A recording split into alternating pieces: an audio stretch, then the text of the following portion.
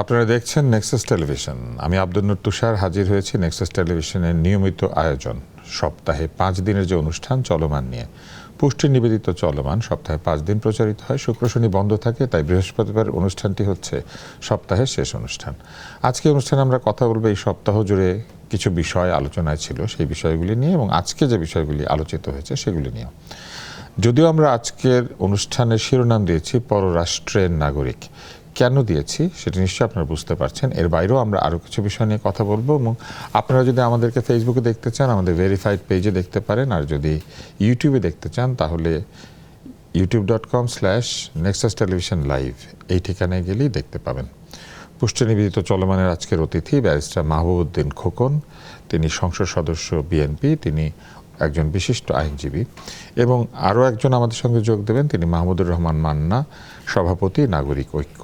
তিনি পথে আছেন। আমরা মাহবুবউদ্দিন খোকনকে দিয়ে প্রশ্ন শুরু করতে চাই। যে বিষয়টি শিরোনাম সেটি দিয়ে শুরু করছেন এই জন্য যে মাহমুদুর রহমান মান্না আসলে আমরা তারপরে কথাটা শুরু করি, কিন্তু এর বাইরেও কিছু কিছু বিষয় খুবই আলোচিত হচ্ছে, যার মধ্যে একটা হচ্ছে মক্কা প্যাক্ট।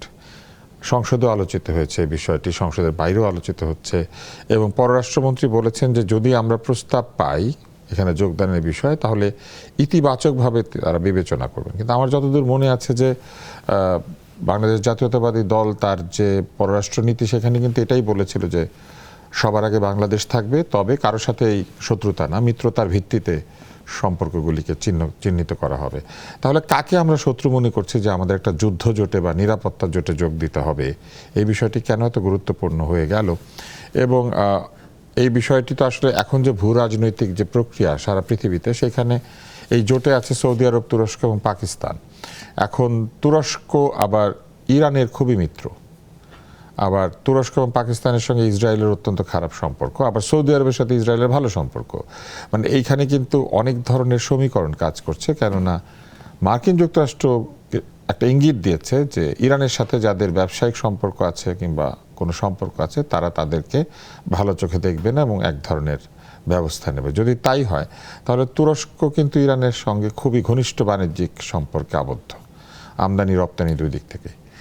তো আমাদের আবার একটা চুক্তি আছে যে আমেরিকা যদি কাউকে পছন্দ না করে, যেটা ইউনূস সাহেব করে গিয়েছেন, তাহলে আমাদেরকেও অপছন্দ করতে হবে। এই সব কিছু মিলে আপনি বা আপনারা কিভাবে বিষয়টি বিবেচনা করছেন? আপনারা কি সত্যিই মনে করছেন যে এরকম একটি জোটে আমাদের যোগ দেওয়া জরুরি? ধন্যবাদ। মক্কা জোটে আপনার বাংলাদেশ মেম্বার হবে, জোটের অন্তর্ভুক্ত হবে, এরকম কোনো সিদ্ধান্ত এখনও কিন্তু সরকারের পক্ষ থেকে এরকম কোনো সিদ্ধান্ত দেওয়া হয়নি, সিদ্ধান্ত নেওয়া হয়নি। তবে অ্যাপ্রিসিয়েট করেছে যে সরকারের পক্ষ থেকে যে এরকম একটা জোট, যেটা অ্যাকচুয়ালি মুসলিম 3টা কান্ট্রির একটা জোট, এটা হয়তো একটা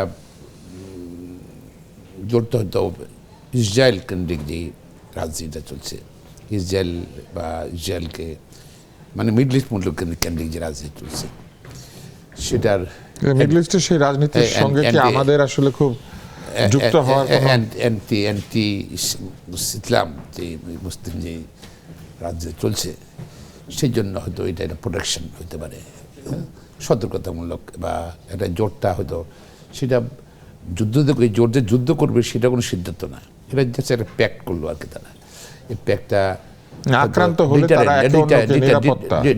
ডিটারেন্ট ভূমিকা রাখবে, যে অন্য কেউ যদি মক্কা মুসলমানদের পবিত্র জায়গা মক্কা শরীফের দিকে কেউ হামলা করে, তো এই সব কিছু মিলেই আমি মনে করি মানে অন্যদেরকে হয়তো সতর্ক করবে, don't come, don't attack on us, মুসলিমদের। আর ধরুন আপনার যে এটা কোনো অন্য কারণের ভয়ের কোনো কারণ তো দেখছি না। এখন ইতিবাচক বাংলাদেশ বলছে, বাংলাদেশ থেকে বলা হয়েছে ইতিবাচক বলা হচ্ছে, এটা এই ব্যাপারে পজিটিভ ভালো একটা কাজ করেছে এই পর্যন্ত। এতে অন্য আমাদের পার্শ্ববর্তী কান্ট্রিগুলো অরি হওয়ার কোনো কারণ নেই, এটা এই জন্য আমি মনে করছি আর কি। তো আমরা মাহমুদুর রহমান মান্না এরই মধ্যে যোগ দিয়েছেন, আমরা তার কাছেও জিজ্ঞেস করি। মক্কা জোটে যোগ দেওয়া নিয়ে আমাদের পররাষ্ট্রমন্ত্রী বলেছেন যে আমন্ত্রণ পেলে তারা এটাকে ইতিবাচকভাবে বিবেচনা করবেন। এটা এক ধরনের আগ্রহই প্রকাশ করা যে যদি সাধো তাহলে আসিব, এইরকম। কিন্তু বাংলাদেশ যে ভূ রাজনৈতিক অবস্থানে রয়েছে এবং বাংলাদেশের যে অর্থনৈতিক অবস্থান, তাতে কি আমরা এই ধরনের জোটে যোগ দিলেও খুব একটা উপকৃত হব, অথবা যারা এই জোটে আছেন তাদের উপকার করতে পারবো? আমরা এমনিতে সারা পৃথিবীতে শান্তি রক্ষা করি, আমরা কি কারো হয়ে যুদ্ধাবস্থায় সেই যুদ্ধে যোগ দিতে পারবো, কিংবা কেউ আক্রান্ত হলে তার সাহায্যে এগিয়ে যেতে পারবো? ধরনের প্রস্তাবটি করতেই পারেন, তবে এটা পুরো প্যাকটা তো পড়ে দেখিনি। একটা বিষয় আমাদের জানা নাই, আমরা দেখতে পেয়েছি এটা একটা নিরাপত্তা জোট, যাতে অন্তত একটা শর্ত আছে, একটা শর্ত আছে, সেটা হচ্ছে যে এই জোটের অন্তর্ভুক্ত কেউ যদি আক্রান্ত হয় তাহলে অন্য দেশগুলি তার সাহায্যে এগিয়ে আসবে। না, তারা মনে করবে যে তারাও আক্রান্ত, তার মানেই তো এগিয়ে আসবে। তার মানে এই যুদ্ধে আমরা আক্রমণের শিকার হয়েছি জানি না, কারণ এটা আমি সকালবেলা একটা পত্রিকার অফিসে, আপনি জানি যে আমি পত্রিকা অফিসে কাজ করি, বলে কথা হচ্ছিল, প্রশ্নটা উঠেছে এটা যে সাপোর্ট করা যায় কিনা বা কী করা উচিত। তো প্রধান আপত্তিটা হলো এই যে এর মানে আমরা একটা যুদ্ধ পরিস্থিতির মধ্যে পড়ে গেলাম না, যদি কোনোদিন ভারত আর ইন্ডিয়ার একটা যুদ্ধ লেগে যায় তখন কি হবে, কি বলে ভারত আর পাকিস্তানের মধ্যে যুদ্ধ লাগে তখন কি হবে?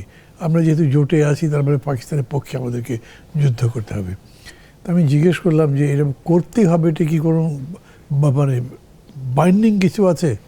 তো ওনারা বললেন যে না, এরকম একটা ল্যাঙ্গুয়েজ এরকম আছে যে মানে এইটা আপনি নিজের সিদ্ধান্ত মতো বা আপনি নিজের পছন্দ মতো কথা বলতে পারবেন, কিন্তু এটা আছে যে আপনি আক্রান্ত বোধ করছেন, এক ধরনের সাপোর্টের ব্যাপার আছে।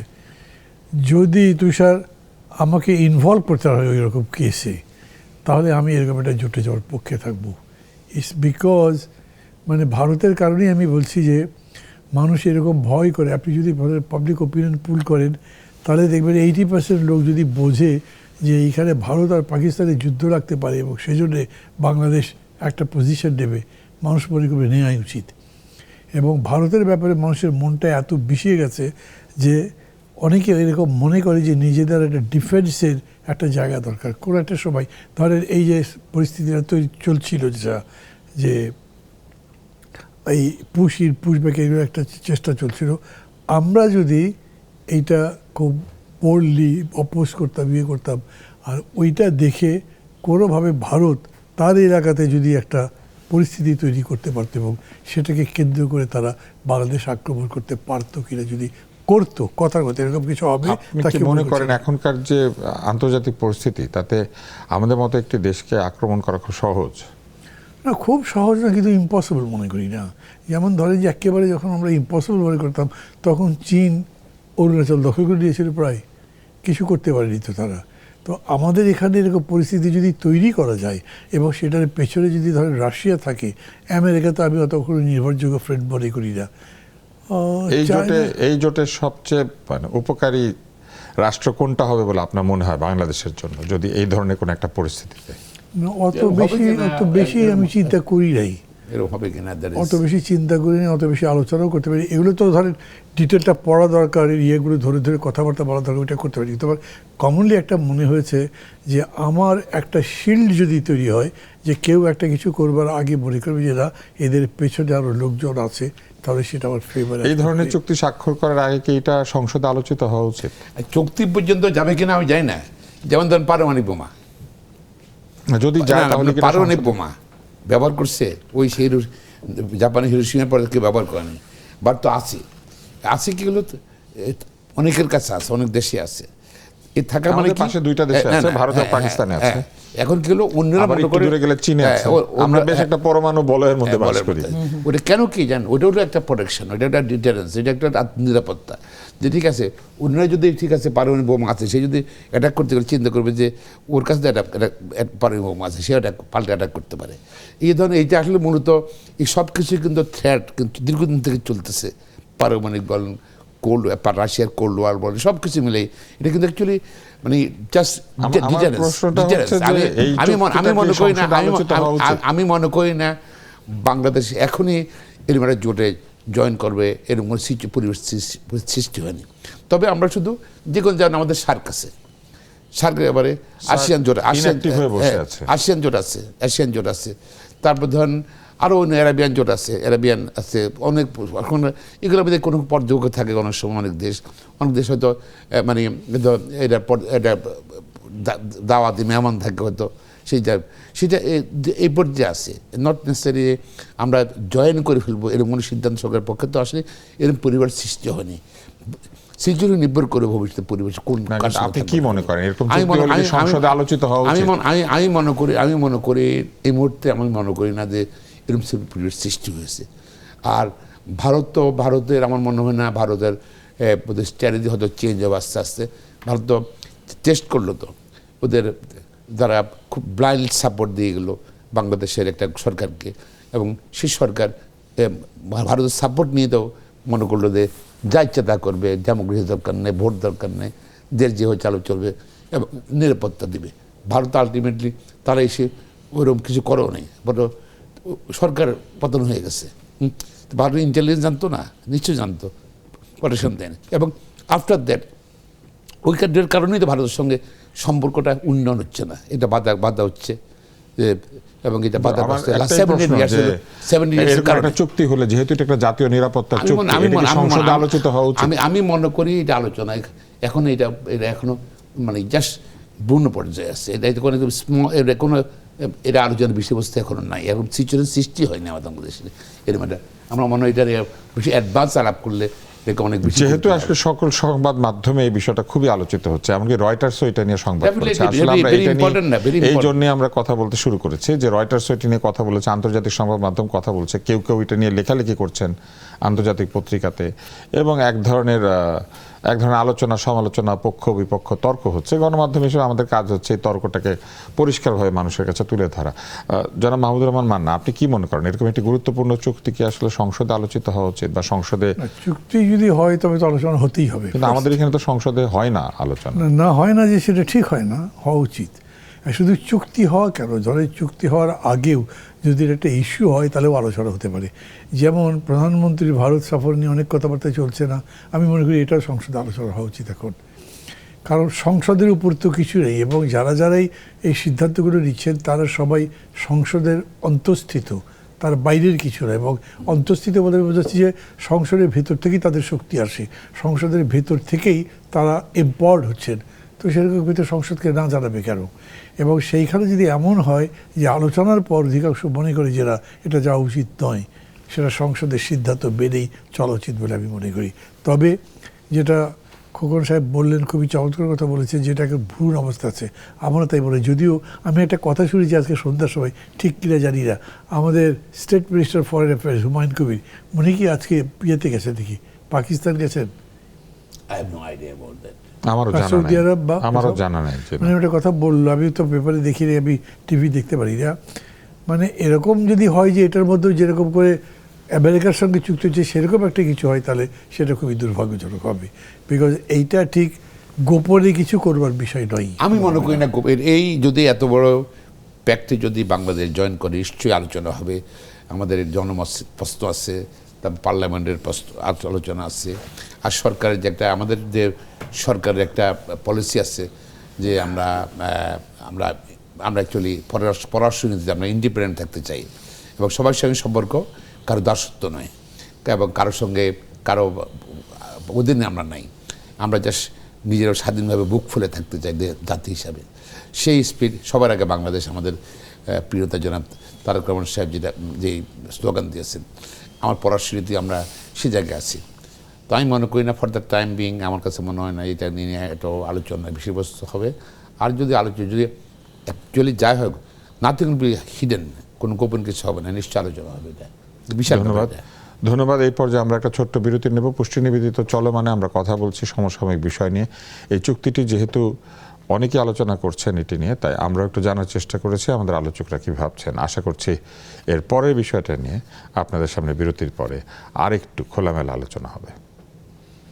ফিরে এলাম পুষ্টি নিবেদিত চলমানে। আজকের যে বিষয় ছিল সেই বিষয়ে এখন যেতে চাই। পররাষ্ট্রের নাগরিক জনাব মাহমুদুর রহমান মান্না, আমাদের পররাষ্ট্র মন্ত্রণালয়ে পররাষ্ট্রের নাগরিক আছেন বলে একটা অভিযোগ উঠেছে যে এইখানে প্রতিমন্ত্রী যিনি নতুন নিয়োগ পেয়েছেন তিনি তার বিদেশি পাসপোর্ট রয়েছে, এরকম একটা অভিযোগ উঠেছে। যদিও এটা প্রমাণাদি আসে নাই, কিন্তু অভিযোগটা আছে। সাংবাদিকরা তাকে প্রশ্ন করেছিলেন এবং তিনি একটা উত্তর দিয়েছেন। আর এর বাইরেও যিনি পররাষ্ট্র মন্ত্রী, তাকে নিয়েও অনেক প্রশ্ন কিন্তু ছিল যে তিনি এত বছর মার্কিন যুক্তরাষ্ট্রে ছিলেন, মানে কিভাবে, এবং সেক্ষেত্রে তারও কি সেখানে নাগরিকত্ব আছে কিনা বা ছিল কিনা। এবং এই অভিযোগ কিন্তু সংসদ নির্বাচনের আগে একাধিক ব্যক্তির বিরুদ্ধে উঠেছে। বিরোধী দলের যারা নমিনেশন পেয়েছিলেন তাদের বেলা উঠেছিল কয়েকজনের, সরকারি দলের নমিনেটেড পার্সনদের বেলা উঠেছিল। তো এই যে বারবার আমাদেরকে এই প্রশ্নের সম্মুখীন হতে হচ্ছে, আওয়ামী লীগের আমলে এটা হয়েছিল কয়েকজনের ব্যাপারে। তো এই যে বারবার বিদেশি নাগরিক বা দ্বৈত নাগরিক আমাদের এইখানে এত উচ্চ সরকারি পদে দায়িত্ব পালন করবেন, এটার ব্যাপারে কিন্তু সাংবিধানিক বাধা রয়েছে বা আইনি বাধা রয়েছে, কিন্তু তারপরেও কেন এরকম হচ্ছে বা এটা কি আসলে কতটুকু গ্রহণযোগ্য? একটা কারণ তো এরকম করে বলাই যায় যে যারা যারা এগুলো করছেন তাদেরকে বার করার, মানে বারিত করা, বাধা দেওয়ার মতো কোনো বিধান আমাদের দেশের মধ্যে নাই। যারা করছেন তারা দেশের কনস্টিটিউশন নিজেদের প্রয়োজনের সময় বলেন, আর নিজেদের প্রয়োজনের সময় একদম পায়ের নিচে ধুবড়ি মুচড়ে গুঁড়ো করে ফেলেন। এগুলোর মধ্যে তাদের কোনো ইয়ে হয় না। একটা হচ্ছে ধরেন পররাষ্ট্রমন্ত্রীর কথা যেটা বললেন, এই ভদ্রলোক অন্তর্বর্তী সরকারের মধ্যেই ছিলেন, 3 দিন আগে রিজাইন করেছেন এরকম শুনলাম, সাথে সাথে তাকে এখানে নিয়ে আসলো। এটাও তো একটা বিরাট আলোচনার ব্যাপার ছিল, কারণ 3 দিন আগে রিজাইন করে মন্ত্রিসভায় আসতে পারেন না, সেটা হয়েছে। এটা নিয়ে প্রচুর কথা। রেজিগনেশন দিলেও ওটা গৃহীত হয়েছিল কিনা জানা নাই, এই কারণে যে উনি কিন্তু পতাকা উড়িয়েই মন্ত্রিসভার শপথ নিতে গিয়েছিলেন, আবার পতাকা উড়িয়েই এসেছেন। মানে একটা পতাকাধারী পোস্ট থেকে তিনি আরেকটা পতাকাধারী পোস্টে ট্রান্সফার হয়েছিলেন। মানে তাহলে ধরেন এইটা আমাদের সংবিধানের প্রতি অথবা পাবলিক কমিটমেন্টের প্রতি কত বড় অশ্রদ্ধা বলেন। আমি হয়তো খুবই ছোট মানুষ, কিন্তু তারপর আপনি আমার কাছে একটা ওয়াদা করেছেন, সেই ওয়াদা আপনি একদম ওপেনলি পাবলিকের সামনে সেটাকে পদদলিত করছেন। এটা কীরকম করে হলো? এইভাবে তো গণতন্ত্র নির্মিত হবে না, এইভাবে কোনো মূল্যবোধের সমাজ হবে না, কোনো গণতান্ত্রিক সমাজ হওয়ার তো প্রশ্নই আসে না। এটারই কন্টিনিউটি আমি বলছি পরেরটা। আমি এ পর্যন্ত খেয়াল করে দেখলাম যে এই পররাষ্ট্র প্রতিমন্ত্রী নাম্বার 1 উনি এই প্রশ্নের জবাব দেননি যে উনি আসলে ওই দেশের নাগরিকত্ব আছে কিনা, তার ওটা ছেড়ে দিয়েছেন কিনা বা কী বিষয়, কিচ্ছু। সবসময় মানে হি ইজ ভেরি অ্যানয়েড, আপনি প্রশ্ন করছেন কেন, কার এত মাথা ব্যথা উঠেছে, এগুলো কোনো কথা হলো নাকি? প্রশ্ন তো আপনি সবসময় প্রশ্নের মধ্যে আছেন, যেহেতু আপনি দায়িত্বে আছেন। এটা খেয়াল করা দরকার। আপনি দায়িত্বে আছেন মানেই আমি আপনাকে প্রশ্ন করার অধিকার রাখি, এবং আপনি আমার প্রশ্নের জবাব দিতে বাধ্য, যদি সেটা প্রশ্নের মতো প্রশ্ন হয়। একদম উড়া কথাবার্তার মধ্যে তো কাজ হবে না। তো এইটা বিভিন্নভাবে তিনি কোনো রকম জবাব দেননি।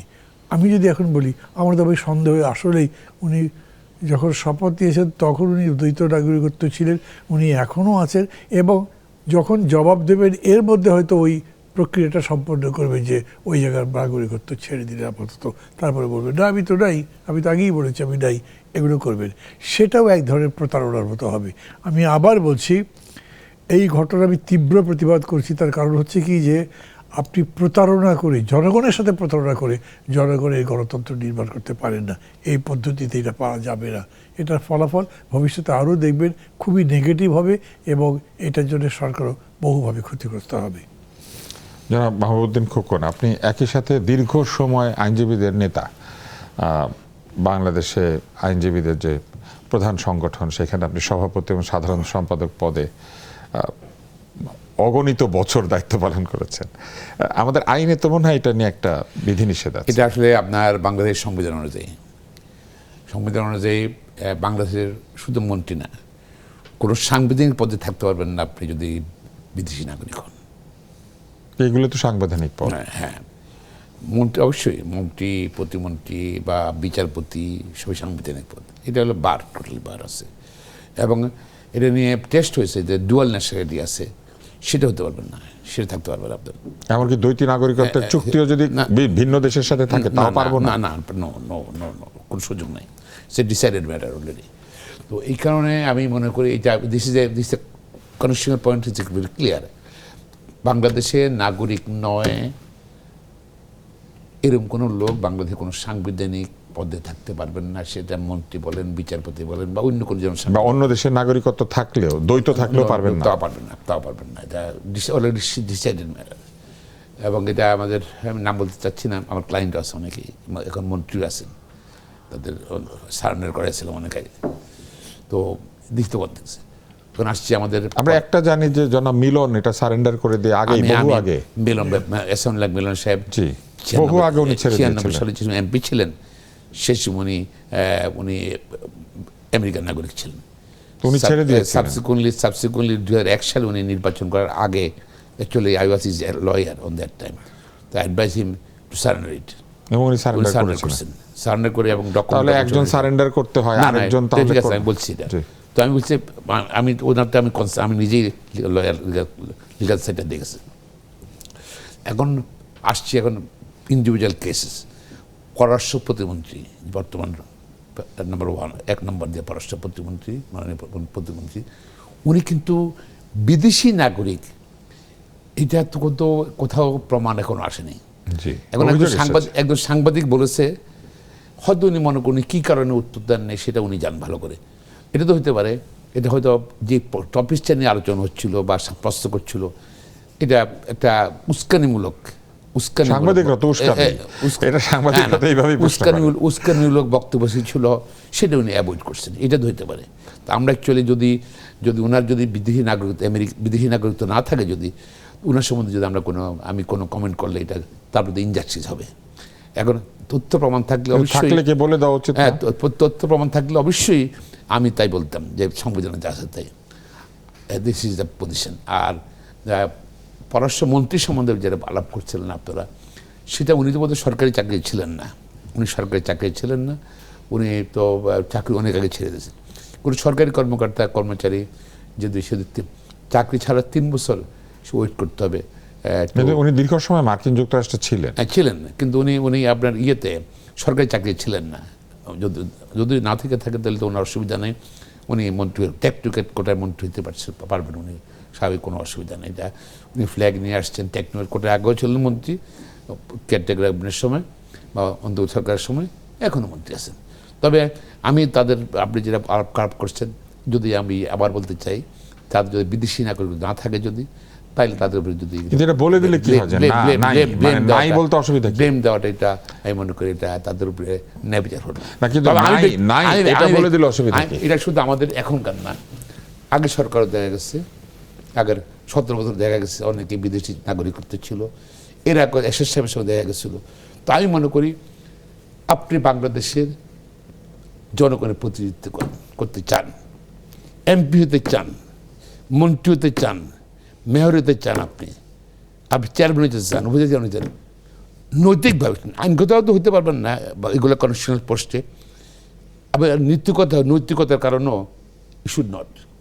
আর বিদেশি নাগরিক হিসেবে আপনার দেশের প্রতি বড় দরদ কম, আপনার দেশের প্রতি আপনার মায়া কম, ভালোবাসা কম, এই মাটির প্রতি আপনার ভালোবাসা নাই। ইভেন আপনি যদি এখানে নাগরিকত্ব ছেড়ে আপনি আরেক জায়গায় গেছেন, সেখানে করেন গিয়ে আমেরিকার রাজনীতি করেন গিয়ে, ইংল্যান্ডের রাজনীতি করেন আপনি এখান থেকে আর বাংলার প্রতিনিধিত্ব করবেন কেন? আমি নীতিগতভাবে আমি এটা পছন্দ করি, ব্যক্তিগতভাবে আমার এটা ব্যক্তিগত অভিমত। আমি যারা বাংলাদেশে মাটি মানুষের সঙ্গে থাকবে, তারাই বাংলাদেশে নির্বাচন করবে, বাংলাদেশে জনপ্রতিনিধিত্ব করবে, বাংলার রাজনীতি করবে। কিন্তু এটা পরিষ্কারভাবে ঘোষণা করে দিলেই তো হয় যে আছে অথবা নাই। নিশ্চয়ই এটা বলেন না কেন? নিশ্চয়ই এরকম ইস্যু আসলে, এরকম সিচুয়েশন আসলে হয়তো বলবে। হয়তো সেদিন অপারেশন ছিল, এই জন্যে প্রবাবলি উনি উত্তর আনসার করেন নাই, আমি মনে করি। কিন্তু এই বিষয়গুলি কি এক ধরনের এটা যারাই মেম্বার অফ পার্লামেন্ট আছে পার্লামেন্টে, আমি মনে করি সবাই থেকে ছেড়ে দেওয়া উচিত, এবং আমি মনে করি এমপিকে ছেড়ে দেওয়া উচিত। এদের মেম্বার অফ পার্লামেন্ট হিসেবে পদত্যাগ করা উচিত। নৈতিকভাবে সাংবিধানিক পারবে না নীতিগতভাবে থাকা উচিত না। আপনি বাংলাদেশকে ভালোবাসছেন না, আপনি বাংলাদেশের দেশের নাগরিকত্ব নিলে আনুগত্যের শপথ আপনি বাংলাদেশকে পরিত্যাগ করছেন, আপনি বাংলাদেশ নাগরিকত্ব আপনি অ্যাবন্ডন করছেন, আরেকটা দেশের নাগরিকত্ব দিচ্ছেন আপনি, তাহলে বাংলাদেশ আবার আসবেন কেন? আপনি ওখানে থাকেন গিয়ে, ওখানে রাজনীতি করেন। নৈতিকতার প্রশ্ন হলো, আমি মনে করি আওয়ামী লীগ অনেকে দেখেন, অনেক নেতা আগের জায়গায় চলে গেছে, পাসপোর্ট যেখানে সেখানে চলে গেছে। এখানেও আমাদের এটা আমি মনে করি থাকা উচিত না। এটা আমার ব্যক্তিগত মতামত একজন সিটিজেন হিসেবে, নট এ বিএনপি এমপি হিসেবে, নট এ বা সুপ্রিম কোর্টের প্রেসিডেন্ট হিসাবে তো বলছি না, সিটিজেন হিসেবে বলছি। যার ভালোবাসা আছে, যার মাটির প্রতি তার দরদ আছে, মাটিকে যে ভালোবাসে, বাংলাদেশকে যে ভালোবাসে, তারে বাংলাদেশের এমপি বলেন, মন্ত্রী বলেন, উপজেলা চেয়ারম্যান বলেন, মেম্বার বলেন, মেয়র বলেন, ওটা হওয়া উচিত, নট দোজ পিপলস। ধন্যবাদ। আমরা এই পর্যায়ে পুষ্টি নিবেদিত চলমানে আরেকটি বিরতি নেব। আমরা আসলে বোঝার চেষ্টা করছিলাম যে বিষয়টা পরিষ্কার করে বলে দিলেই কিন্তু এইসব অনুষ্ঠানের প্রয়োজন হয় না, কিন্তু তারপরে না বলার কারণে আসলে আমাদেরকে এত কথা বলতে হয়। বলে দিলেই যে ব্যাপারটা মিটে যায় সেটা কেন কেউ বলছেন না। আরও কিছু অনুসন্ধান করার চেষ্টা করব বিরতির পর। বিরতি শেষ হলো, ফিরে এলাম পুষ্টি নিবেদিত চলমানে। আমরা কথা বলছিলাম দ্বৈত নাগরিকত্ব। দ্বৈত নাগরিক হলে বাংলাদেশে সাংবিধানিক পদ গ্রহণ কিংবা রাজনৈতিক পদ গ্রহণ কতটুকু পারমিটেড বা অনুমতি দেওয়া আছে সেই বিষয়টি নিয়ে। যেটা আমরা জানি সেটি হচ্ছে যে সরকার চাইলে 10 ভাগ টেকনোক্র্যাট মন্ত্রিসভায় নিয়োগ করতে পারেন, কিন্তু বলা হয়েছে যে এই 10 ভাগ যারা নিয়োজিত হবেন তাদেরকে সংসদ সদস্য হওয়ার যোগ্যতা থাকতে হবে। আবার এটা বলা আছে যে সংসদ সদস্য হওয়ার যোগ্যতা হচ্ছে এই যে তিনি কোনো বিদেশি দেশের নাগরিক, বাংলাদেশের নাগরিক, মানে তিনি বিদেশি দেশের নাগরিক হবেন না, বাংলাদেশের নাগরিক হতে হবে। বিদেশের কথা বলেন, বাংলাদেশি নাগরিক হতে হবে, এটা বলা আছে। তো তাহলে কি এইখানে একটা সাংঘর্ষিক অবস্থা তৈরি হয়? যদি কেউ বিদেশি সিটিজেন হয়ে থাকে, যদি আর সে যদি মেম্বার অফ পার্লামেন্ট হয়ে যদি হয়, তাহলে অবশ্যই সাংঘর্ষিক হবে। তবে তো এরকম কোনো প্রমাণ তো নাই। যাদের ব্যাপারে অলরেডি ইলেকশন কমিশনের সিদ্ধান্ত হয়ে গেছে ইলেকশন আগে, আর যার ব্যাপারে কোনো তথ্য প্রমাণ তো এখন আসে নাই, সুতরাং এটা নিয়ে তো আমি মনে করি বিতর্কের কোনো অবকাশ নেই এই মুহূর্তে। হ্যাঁ, কিন্তু এই আর্টিকেল 66-এর যে বিষয়টি বলা হয়েছে সেটি হচ্ছে যে 25 বছর বয়সী বাংলাদেশের নাগরিক ব্যক্তি এমপি হওয়ার যোগ্য, তবে 66(2)(এ অযোগ্যতাগুলি তার উপরে প্রযোজ্য হবে, যার মধ্যে 66(2)(এর সিতে আছে কোনো ব্যক্তি যদি acquires the citizenship of or affirms or acknowledge allegiance to a foreign state. তো সেক্ষেত্রে দ্বৈত নাগরিক হতে গেলে তো অ্যালিজিয়েন্স টু ফরেন স্টেট এই শপথটা নিতে হয়। তো এটা নিলে তো উনি আর সংসদ সদস্য হওয়ার যোগ্য থাকেন না। আর যদি সংসদ সদস্য হওয়ার যোগ্য তিনি না থাকেন তাহলে তো মন্ত্রী হওয়ার যোগ্য থাকেন না। সেক্ষেত্রে কি এটা বলে দেওয়া উচিত না যে আদৌ তাদের মন্ত্রী, মানে তাদের দ্বৈত নাগরিকত্ব আছে নাকি নাই, এটা বলে দিলে তো মিটে যায়। এখন তো না, আপনি কেন সন্দেহ করছেন তাদের? কারণ সাংবাদিকরা প্রশ্ন করেছেন, আমরা সন্দেহ করছি না। উনি তার বলেন নাই যে আমার আছে, নাইও তো বলেন। হ্যাঁ, উনি হয়তো এটাকে মনে করছে অপ্রয়োজনীয় মনে করছে, প্রশ্ন অ্যাভয়েড করে। সব প্রশ্নের উত্তর দিতে হবে কোনো কথা আছে নাকি? আমরা তো সব প্রশ্নের উত্তর দিই না, আমরা তো ছোট। কিন্তু এটা একটা গুরুত্বপূর্ণ প্রশ্ন না? ছোট এটা কোনো এটা আমি মনে করি উনি যেভাবে উত্তর দিয়েছে হয়তো সেটার ইস্যুটা ছিল না, সাবজেক্ট ম্যাটার এটা ছিল না, এটা হয়তো হঠাৎ করে উত্তর দিয়েছিল, সেটা প্রশ্ন করেছিল, উত্তর হয়তো অ্যাভয়েড করছিল। তাহলে আমরা এই প্রসঙ্গে আর না থাকি, কিন্তু মানুষ হিসেবে বা দেশের নাগরিক হিসেবে আমরা তো জানতে চাইতেই পারি যে সাংবিধানিক আইন লঙ্ঘনের কোনো অবস্থা যদি তৈরি হয় তাহলে এটা পরিষ্কারভাবে জানিয়ে দিলেই তো হয় যে না, এরকম কোনো নাগরিকত্ব নাই। কোনো কনফিউশন থাকে পাবলিকের মধ্যেও যে আমরা ভুলভাবে জানি, সেটাও পরিষ্কার করে দেওয়া উচিত। সেটাও তো করা হচ্ছে না। প্রশ্ন তো উঠেছে, এমপিদের কারো কারো ঋণ খেলাপি থাকা সত্ত্বেও পাশ করে দেওয়া হয়েছে, কারো কারো ডুয়াল সিটিজেনশিপ থাকা সত্ত্বেও তাদেরকে অ্যালাউ করা হয়েছে। এগুলোর কথা তো ইলেকশনের সময় অনেক উঠেছে, সেগুলো জবাব কিন্তু সবগুলো দেওয়া হয়নি। এই জন্য এখন পর্যন্ত এই প্রশ্নগুলো খুব ক্লিয়ার না। আপনি যেমন আজকে পড়ে পড়ে শোনান, আমি মাঝে মাঝে মনে করি কি জানেন, পার্লামেন্টে আমরা যত জিনিস জানতে পারি না তার সাথে টকশোগুলিতে জানতে পারি, কেন সরাসরি প্রশ্ন করা যায়। আর এখন যেহেতু এআই আছে বা ধরেন আছে কি বলে সার্চ করা সহজ হয়েছে, সার্চ করা সহজ হয়েছে, দ্রুত খুঁজে পাই, তাড়াতাড়ি জানতে পারি, বলতে পারি। কি সার্চ করতে হবে এটা আবার জানতে হয়, মানে এআইকে সার্চটা সেইভাবে দিতে হয়। সেটা ধরেন কমনার না জানলো, আপনি তো জানেন, আমি জানি, উনি জানেন, আমরা যারা এখানে আসছি তারা জেনে যদি বলি তাহলে এই জানার মধ্যে যদি কারো কিছু কন্টেস্ট করা থাকে তিনি বলবেন। এখন যেটা নিয়ে আমাদের আলোচনাটা শুরু হয়েছিল সেই জায়গার জবাব তো আমরা এখন পর্যন্ত পাই নেই। সত্যি সত্যি তিনি ডুয়াল সিটিজেন কি না, এখন কেউ বলতে পারে উনি ডুয়াল সিটিজেন, তার প্রমাণ দেন, এটা কোনো কথা হলো না। কিন্তু আমি একটা অভিযোগ তুললাম, সেই অভিযোগ আমাকেই প্রমাণ করতে হবে তা না। অভিযোগটা আমি যখন আদালতে দিচ্ছি তখন আদালতে এটা বিচার করে তার মাধ্যমে প্রমাণ করবে। এককভাবেই প্রমাণ দিলে সেই প্রমাণ গ্রহণ করবেন ঠিক আপনি না। আমরা এই সময় আমার বক্তব্য বলে প্রাইভেসি আপনাকে দেখাতে হবে, তো প্রাইভেসি কিছু দেখাতে হবে যে না he someone is citizen of out abroad of অন্য countries, then he have to answer ইট।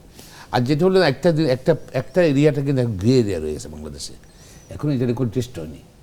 প্রথম কনস্টিটিউশন আমরা দেখবেন বলা আছে সংসদস্য হইবার এবং থাকিবার যোগ্যতা। তারপরে একজন যদি ঋণ খেলাপি হয়, যদি সাপোজ ধরেন সে জরুরিকালীন সাথে ইলেকশন করতে পারবে না, এগুলো বলা আছে হ্যাঁ, বলা আছে। বা আদালত ল যদি করে। আবার সে ধরনের সাপোজ ধরেন রিশিডিউল করলো, রিশিডিউল করার পর গিয়ে সে ইলেকশন কোয়ালিফাই করলো, হ্যাঁ, কারণ রিশেডিউল হয়ে গেলে তাকে নিয়মিত ঋণ পরিশোধকারী আবার হিসেবে সে ব্যাংক ধরেন বিবেচনা করে, আবার 2 বছর পরে সেটা আবার ডিফল্টার হয়ে গেল। তখন কাউকে অভিযোগ করতে হবে যে উনি ডিফল্টার। যদি চ্যালেঞ্জ করে, যদি এটা কোন টেস্ট হয়নি এখনো থাকিবার, আমরা হইবার নিয়ে অনেক মামলা কদম হচ্ছে ইলেকশন কমিশন নিয়ম অনুযায়ী তিনি আবার ডিফল্টার হলে তার সদস্যপদ চলে যাওয়ার কথা, কিন্তু কেউ তো চ্যালেঞ্জ করে না। কনস্টিটিউশনে বলা আছে হইবার এবং থাকিবার, এই এরিয়াটা কিন্তু এখনো টেস্ট হয়নি আমাদের বাংলাদেশে, যে থাকিবার। তো অনেকে আছে ধরুন বিভিন্ন কারণে তার ডিসকোয়ালিফিকেশন চলে আসে, সুন্দর নট অনলি ইন খেলাপি বলেন, আর অনেক মানসিকভাবে সে অপ্রকৃতস্থ হয়ে গেছে, মেন্টাল ডিসঅর্ডার হয়েছে, অনেক যেটা ডিসকোয়ালিফিকেশনের যে সব কোনো ক্লজগুলো আছে হয়তো হইতে পারে। এটা কিন্তু এই এরিয়াটা কোন অসুস্থতা আক্রান্ত হতে পারেন যে তিনি দায়িত্ব পালনে অসমর্থ। যখন তিনি এমপি হয়েছেন তখন তিনি যোগ্য ছিলেন সব দিক থেকেই, কিন্তু সময়ের ব্যবধানে সেই যোগ্যতা তিনি হারিয়েছেন, হতেই তো পারে। এই ব্যাপারে কোনো আমার জানা মতো এখনো পর্যন্ত কেউ এই বিষয়ে কোনো অভিযোগ তোলে নাই। এবার আমরা বিষয়টা একটু বদলে ফেলি। চ্যালেঞ্জ করেনি। আজকেই আমরা একটা রিল দেখেছি, সংসদের ভিডিও দেখেছি, সেখানে স্বরাষ্ট্রমন্ত্রীকে জামায়াত ইসলামের আমির বলছেন, আমরা স্বরাষ্ট্রমন্ত্রীর ছাত্র হওয়ার জন্য সংসদে আসি নাই, এবং অত্যন্ত তিনি বিরক্তি প্রকাশ করেছেন যে শব্দ করা হচ্ছিল বা কোনো কমেন্ট করা হচ্ছিল, উনি অত্যন্ত রুষ্ট হয়েছেন, এরকম একটা মনে হয়েছে। এরপরে আবার ফেসবুকে সাবেক উপদেষ্টা অন্তর্বর্তী সরকার আসিফ মাহমুদ সজীব ভুঁইয়া বলেছেন, আসলে মাননীয় স্বরাষ্ট্রমন্ত্রী পরের মাস্টারি করতে গিয়ে নিজের সাবজেক্ট পড়ার সময় পান নাই। তো স্বরাষ্ট্রমন্ত্রীকে এইভাবে হঠাৎ কেন আক্রমণ করা হচ্ছে? স্বরাষ্ট্রমন্ত্রীকে আসলে মাস্টারি করেন তা তো নয়, তিনি সংবিধানের ধারা উল্লেখ করেন, কখনো কখনো রসিকতা করেন, কবিতা বলেন, সেটা তো সংসদীয় রীতিতে আছে। তাকে মাস্টার মনে করা হচ্ছে কেন? আপনার কি মনে হয়? যে আমি কিন্তু এইটা দেখিনি, এবং সন্ধ্যা থেকে নিজের কিছু কাজকর্মে এরকম ব্যস্ত ছিলাম যে এটার বিশদটা জানি না, ফলে কথা বলা একটু আমার জন্য ডিফিকাল্ট হয়ে যায়। কিন্তু আমি শুনেছি, শুধু আমি এইটাই শুনি, এরকম শুনেছি যে এটা তো আমাদের সংসদ সদস্য আছেন, উনি বলতে পারবেন ভালো, তাহলে ওনাকে আগে জিজ্ঞেস করুন। আসলে কি স্বরাষ্ট্রমন্ত্রীকে এইভাবে কেন তারা আক্রমণ করছেন? কেননা উনি তো চমৎকার আইনের ধারা উল্লেখ করেন, উনি তো আর রাষ্ট্রই করেন না। আমাদের স্বরাষ্ট্রমন্ত্রী যেটা বলেছেন সেটা উনি বক্তব্য দিচ্ছিলেন, পরবর্তী পর্যায়ে বিরোধী দল নেতা ডক্টর শফিক আহমেদ সাহেব উনি এই কথাগুলো বলেছেন সংসদে, আমি আবার যেতে পার্লামেন্ট। তো এটা সংসদীয় রীতিনীতিতে এগুলো আলোচনা হয়, যোগ হয়, তর্ক হয়, বিতর্ক হয়, আবার আলোচনা করে। তো শিক্ষক উনি যেটা বললেন, মাননীয় বিরোধী দল নেতা শিক্ষক, স্বরাষ্ট্রমন্ত্রী শিক্ষক হিসাবে দায়িত্ব পালন করছেন নাকি একটা বললেন, এটা আমি আসলে শুনি নাই। উনি বলছেন আমার তার ছাত্র হওয়ার জন্য সংসদে আসি নাই আর কি। এটা কেউ কারো ছাত্র না এখানের মধ্যে, কিন্তু কেউ যদি আইনের ধারা তুলে ধরে বা ব্যাখ্যা করে, কেউ কারো ছাত্র এটা কি না। মাস্টারি? এটা এভাবে সংসদে আলোচনা না হলে ভালো হতো আর কি। সংসদের মর্যাদা পূর্ণ করা, এটাকে গুরুত্ব বাড়ানো, গাম্ভীর্যতা বাড়ানোর দায়িত্ব সকলের, সরকারের বিরোধী দলের। এটা সংসদ তো সবারই সংসদ, এটা সংসদের। আর এখানে কিন্তু কেউ ইম্পর্টেন্ট এমপি, কেউ লেস ইম্পর্টেন্ট এমপি তা না। প্রত্যেকটা মানুষই যারা ভোট দেয় এখন একই ওয়েট ক্যারি করে, প্রত্যেক মেম্বার অফ পার্লামেন্ট একই ওয়েট ক্যারি করে। এটা সেই রিমোট গ্রাম থেকে যে এলাকা থেকে যে হয়েছে সে, হ্যাঁ, আর ঢাকার সত্যি যিনি হয়েছেন খুব শক্তিশালী মানুষ। আবার কেউ হয়তো 1000 কোটি টাকার মালিক আছে, সদস্যের পদমর্যাদায় তারা সমান, কেউ কেউ অতিরিক্ত দায়িত্ব পান, 1000 কোটি টাকার মালিকও আছেন এখানে মেম্বার অফ পার্লামেন্ট। আবার অনেকে রিক্সা বানা করতে, জোগাড় করতে কষ্ট হচ্ছে, সেও কিন্তু জনগণ তাকে নির্বাচিত করছে, সে মেম্বার অফ পার্লামেন্ট। কিন্তু ওয়েট কিন্তু সমান, ওয়েট সমান। এবং এখানে কেউ মাস্টার, কেউ সার্ভেন্ট, বা কেউ টিচার, কেউ স্টুডেন্ট, এটা এখানে নাই। আমার মনে হয় যে এমন কি হতে পারে যে স্বরাষ্ট্রমন্ত্রীর সাথে যুক্তি তর্কে পারছেন না বলে তারা এখন এখানে যে ডিসপুটটা আছে, ওই যে জুলাই সনদ নিয়ে যে কথা মনে আসছে, জুলাই সনদ নিয়ে অ্যাকচুয়ালি আমাদের পক্ষে বেশিরভাগ সময় বিরোধী দল থেকে বাস্তবায়নের কথা বলা হয়, আমাদের পক্ষে থেকে মূলত বেশিরভাগ সময় স্বরাষ্ট্রমন্ত্রী আনসার করে, উত্তর দেন এটার। এবং এটার উনি ব্যাখ্যা দেন জুলাই সনদের, কারণ উনি তো ওই মিটিং এর রেগুলার ছিলেন, উনি সে সময় সংস্কার কমিশনের মিটিং উনি সব সময় গিয়েছেন, উনি ফলো আপ করছেন, উনি মেম্বার মিটিং ছিলেন। এবং উনি আবার দেখিয়েছেন না পার্লামেন্টে কী কী ব্যাপারে আমাদের ঐক্যমত হয়েছে, সেগুলো কিন্তু সব সই করা আছে। পরবর্তীতে যে জিনিসটা ডিফারেন্সটা হয়ে গেল ওনাদের সাথে, মূলত ওই যে ঐক্যমত হয়েছে। আবার যে অনেকের রিজার্ভেশন আছে, আমি এটা করব না, হ্যাঁ আমি এটা ডিসেন্ডিং আছে, ঠিক আছে, তার নিজস্ব ইশতেহারের মধ্যে নির্বাচন ইশতেহারে সেটা উল্লেখ করতে হবে। জনগণ ভোট দিলে তোর কি চেয়ে স্কেপ থেকে স্কেপ করতে হবে। তো আমাদের ইশতেহারে এগুলো আসছিল। কিন্তু ওই যে ইয়েতে ব্যালট পেপার যেটা হলো, হানার মানে রেফারেন্ডাম ব্যালট পেপার হলো, সেটা কিন্তু কোনো আলোচনার কোনো ঐক্যমত ছিল না। সেটা কিন্তু কোনো ঐক্য ছিল। এটা কিন্তু এটা এই ব্যালট পেপারে যে এর প্রশ্ন থাকবে, 4টা প্রশ্ন থাকবে, কি থাকবে, এটা কিন্তু সেই সরকারের কত ইনফ্লুয়েন্স ছিল, কারো কোনো ইনফ্লুয়েন্স ছিল, যেটা আমাদের জুলাই সন্ধানের সঙ্গে কন্টেক্ট করে, এটা আমাদের দল মনে করে এবং স্বরাষ্ট্রমন্ত্রী বলে। এই জন্য ওনারা হত্যা করতে স্বরাষ্ট্রমন্ত্রীকে, মাননীয় স্বরাষ্ট্রমন্ত্রীকে হয়তো এটা নিয়ে বেশি অ্যাটাক করতে চায় আর কি। এটা হয়তো কৌশল হতে পারে, এটা আমি মনে করি। জনাব মান্না, আপনি একটা মন্তব্য করেছিলেন যে নতুন পররাষ্ট্র প্রতিমন্ত্রী পাকিস্তান গিয়েছেন কিনা। তিনি সেখানে যান নাই, তিনি গিয়েছেন সৌদি আরব। কারণ সেখানে জেদ্দায় 23তম ওআইসি পররাষ্ট্রমন্ত্রীদের বিশেষ পরিষদের একটা বৈঠক আছে এবং সেই জন্য তিনি সেখানে গিয়েছেন এবং সেখানকার পররাষ্ট্রমন্ত্রী প্রিন্স ফয়সাল বিন ফারহান আল সৌদের সঙ্গে তিনি সাক্ষাৎ করেছেন এবং একটা চিঠিও পৌঁছে দিয়েছেন মাননীয় প্রধানমন্ত্রীর পক্ষ থেকে। মূলত তিনি এক্সিকিউটিভ দায়িত্ব পালন করার জন্য সৌদি আরবে গিয়েছেন। তবে এই জোটের মধ্যে সৌদি আরব আছে, মানে থাকার কথা, তো অনেক দেশই আছে, এটা আছে। তারা কিন্তু এটা মনে হয় উনি দায়িত্ব পালন করতে গিয়েছেন, জোট সংক্রান্ত কিছু সংবাদে আসে নাই।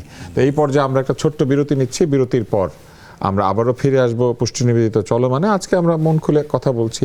মূলত আমাদের মনে যে এক ধরনের দ্বিধাদ্বন্দ্ব তৈরি হয়েছে সাংবাদিকদের প্রশ্ন, সংবাদপত্রের বিভিন্ন সংবাদ নিয়ে, সেটিকে খোলাসা করার জন্য কথা বলছি।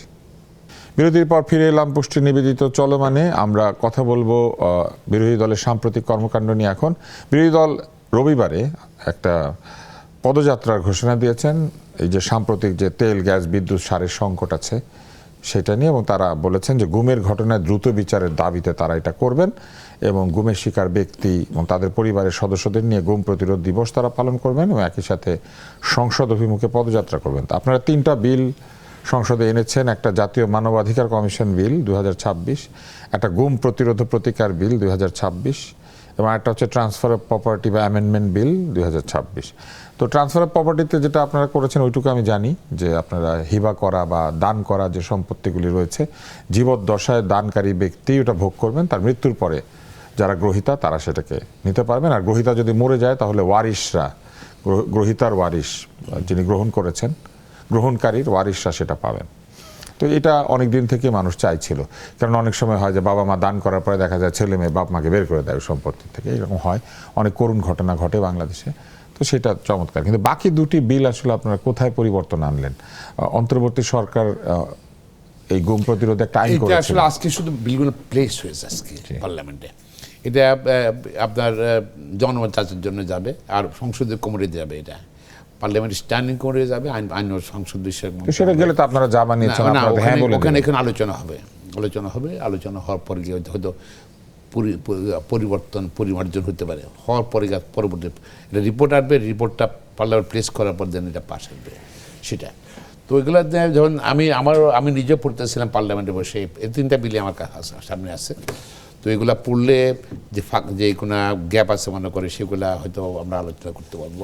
যেমন ট্রান্সফার অফ প্রপার্টি অ্যাক্টে যেটা অ্যামেন্ডমেন্ট আসছে, ওখানে কিন্তু কথা আছে, ওখানে যেটা আসছে যে হ্যাঁ ঠিক আছে, এখানে গিফট করতে পারবে, আবার তার যিনি গিফট করবেন তিনি জীবিত অবস্থা ভোগ করতে পারবেন। কিন্তু যদি যদি গিফট করার পর তাকে যদি ভোগ করতে না দেয় তাহলে কী হবে? তাহলে এটাকে 122 বি ইনক্লুড করছে, এই আইনটা করছে, বিতে ইনক্লুড করছে, রিভোকেশন বাতিল করতে হবে। সেখানে আবার বলছে যে এতে বলছে যে মিউচুয়াল কনসেন্টে 2 পক্ষ আলোচনা করে যিনি দিচ্ছেন আলোচনা করে বাতিল করতে পারবে। আরেকটা হলো যে এই যে আপনার যেটা যদি একমত না হয় তাহলে আপনার মাইনর ডিসি অ্যাপিয়ারেন্স এগুলো আছে। এটা কিন্তু আমার কাছে মনে হয় এখন আরো সংশোধন করার ব্যাপার আছে। এটা আপনারা কি এই ধরনের কিছু সংশোধনী সংসদ থেকে আসবে বলে? না, এটা বিল প্লেস করেছে, এটা আলোচনা হবে, সংসদীয় কমিটি যাবে, আলোচনা হবে এগুলা। যেমন গুম কমিশন আইনটার দরকার, এটা দরকার ছিল। মানবের কমিশন আইনটা আমাদের তো উই আর বাউন্ড না আমাদের ইন্টারন্যাশনাল ল, বাংলাদেশের আমাদের দেশ আন্তর্জাতিক এই সনদে স্বাক্ষর করেছে এবং আমরা কিন্তু বাংলাদেশ কিন্তু university declaration of human rights সই করেছি আমরা সিগনেটারি। তারপরে স্যার অনেক কভেনেন্ট আমরা সাইন করছি। সুতরাং we have to comply, I mean to pass this, এই আইনটা পাস করতে হবে to comply the international law. এর মধ্যে হয়তো এটা হয়তো সংসদীয় কমিটিতে আলোচনার পর পরবর্তী পর্যায়ে প্লেস করার পর এটা পূর্ণ কি আসে বলা যাবে, সেটা বলতে পারবো। জনাব মান্না, এই বিলগুলি সম্পর্কে আপনার কি কোনো ধারণা আছে কিনা?